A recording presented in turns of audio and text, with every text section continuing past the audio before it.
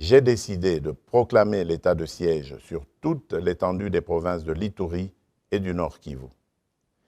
Des dispositions subséquentes seront annoncées dans les heures qui suivent.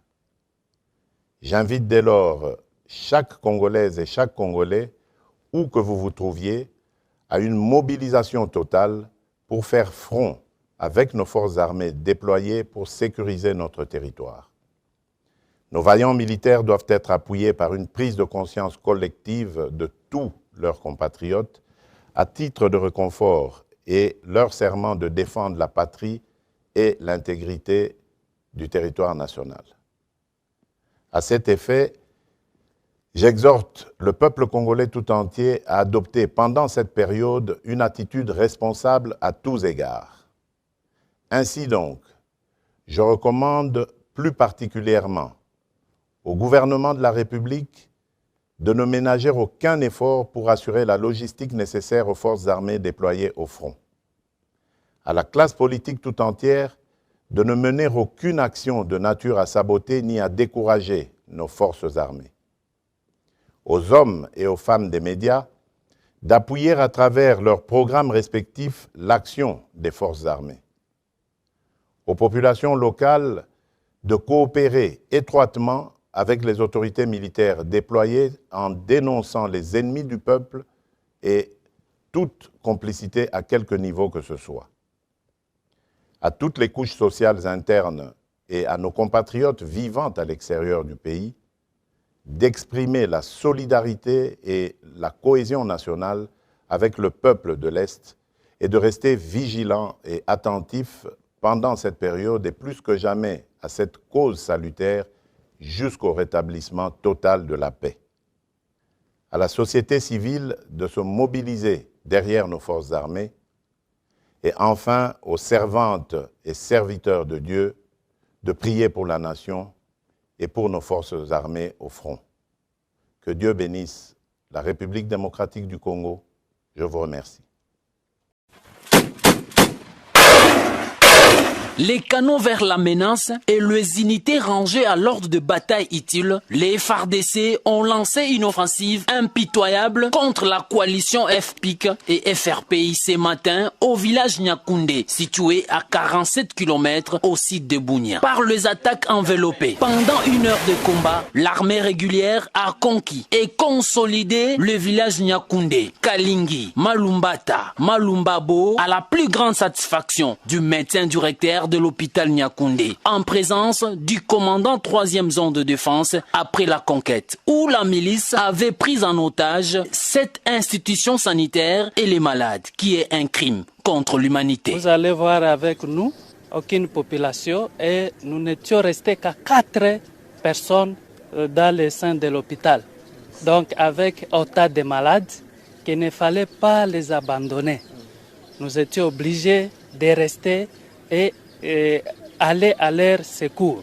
Avec votre présence en ce jour, vraiment c'est une grande fierté quand nous voyons nos loyaux militaires qui sont à côté de nous pour apporter la sécurité du milieu qui était plus longtemps sous la menace d'insécurité. Hormis la conquête de ces villages, l'armée régulière a neutralisé 13 miliciens FPIC, 14 capturés, donc 7 blessés, mis aux soins à l'hôpital de Nyakoundé dans le respect des droits humanitaires internationaux et le règle d'engagement. C'est le bilan de ces opérations qui s'inscrit dans le cadre de mesures radicales prises par le commandant suprême des forces armées. J'aimerais vous dire que nous sommes une force loyaliste.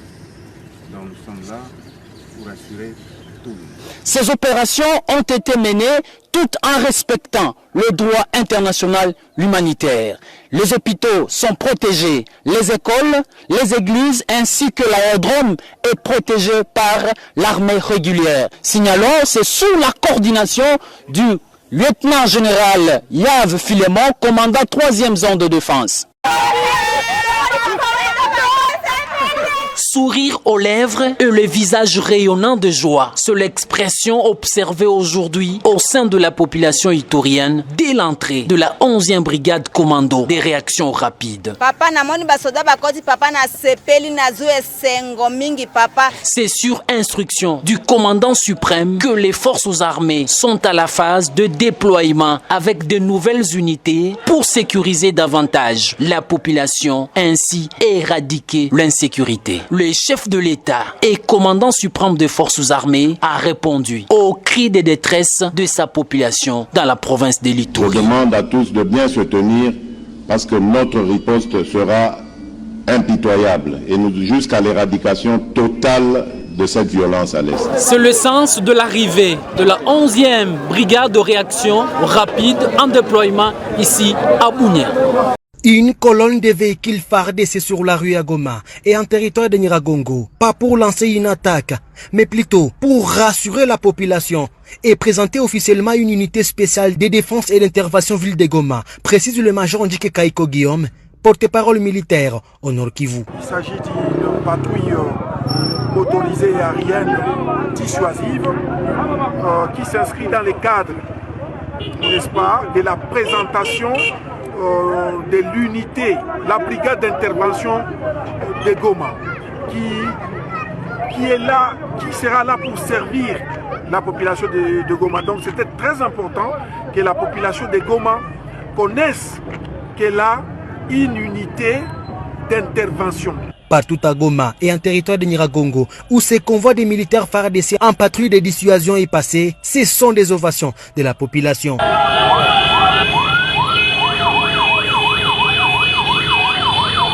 Nous sommes très émotionnés avec notre armée congolaise.